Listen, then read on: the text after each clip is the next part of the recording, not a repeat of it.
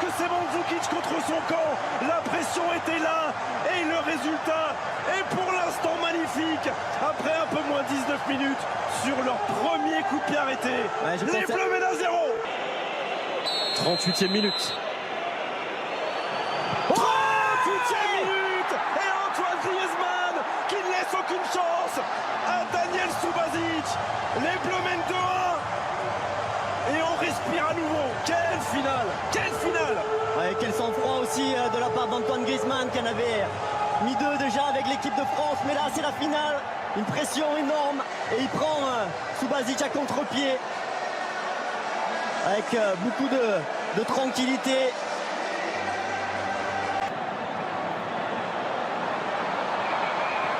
Sans Griezmann qui ne peut pas frapper. Derrière lui, il y a Paul Pogba. Une première fois et la deuxième. Et la deuxième. Quelle efficacité. Quelle efficacité. Paul Pogba avec l'accélération de Mbappé, la gestion intelligente de Griezmann et la frappe du pied gauche de la pioche. 3. C'est bien ça. Voilà, Kylian Mbappé face à Vida.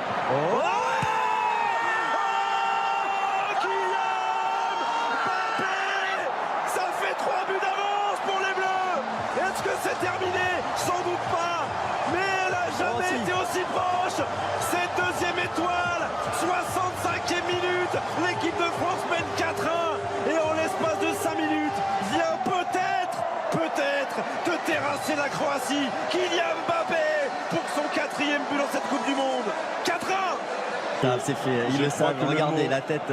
Le mot aller va être la base des 15 prochaines secondes. Michel, le mot bravo mais c'est va être la base. Mais c'est fait, je te dis que c'est fait. Minute. C'est fait.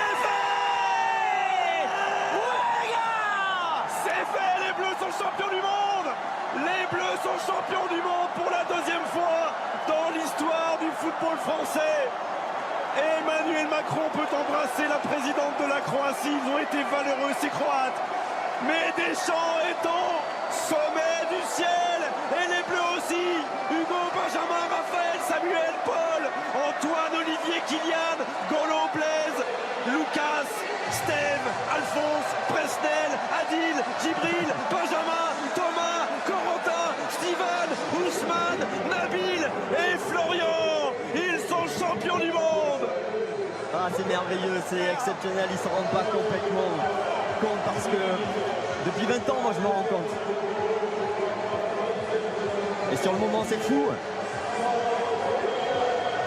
Et bravo à Didier aussi d'avoir su créer une équipe avec une mentalité exceptionnelle, avec des jeunes joueurs. Voilà, mettre des latéraux de 20 piges comme Hernandez, comme Pavard. D'avoir vraiment su mettre en place une défense de fer, un système. Alors c'est vrai, on peut toujours critiquer la froideur de cette équipe, ce côté contre-attaquant, chirurgical, de ne pas faire le jeu. La Belgique, un peu, la regretter. Mais n'analysez pas, Michel, c'est pas le moment. Mais non, mais on s'en fout. C'est pas le moment. Non, mais ce que je suis en train de dire, avec cette équipe-là, avec ce qu'il avait à disposition, Didier Deschamps, il en a fait une machine redoutable. Et bravo Corentin Tolisso. C'est merveilleux. Quel beau plan, quelle belle image. Et bravo Didier Deschamps. Voilà, on parle d'histoire, on parle de la grande histoire du sport français, de Zagallo et Beckenbauer, qui étaient les seuls à avoir été champions du monde comme joueurs et comme sélectionneurs. Cet homme-là est champion du monde 2 fois. Il y a 20 ans, il brandissait le trophée le plus convoité du sport dans les cieux de Saint-Denis 20 ans après. Eh bien, c'est Hugo Lloris qui va le brandir tout à l'heure dans quelques minutes. On va rester avec les Bleus, on va rester à Moscou, on va rester dans toute la France. On va rester partout pendant des heures et des heures sur TF1 parce que les Bleus sont champions du monde. Bravo Kylian Mbappé, bravo gamin. Et on dit un mot sur le vaincu aussi, hein, cette équipe de Croatie. Bravo pour son parcours. Ils ont été admirables tout au long de cette compétition. Ils sont revenus de tout contre le Danemark, contre la Russie, contre l'Angleterre. Ils ont failli revenir même dans ce match alors que ça semblait être plié. Ils ont eux aussi pratiqué un football de qualité. Il y avait des très grands joueurs dans cette équipe. Voilà, mais ils sont tombés sur un adversaire redoutable. Bravo bleu, c'est merveilleux. Regardez les champs. Voilà, il fait beau sur Paris et l'orage n'a pas encore éclaté sur Moscou. Allez, ça y est, c'est parti.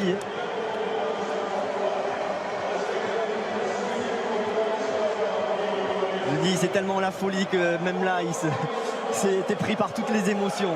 Tu sais plus où tu habites, tu prépares toutes les émotions et je pense que demain, ils prendront un peu plus conscience de l'énormité de cette aventure-là.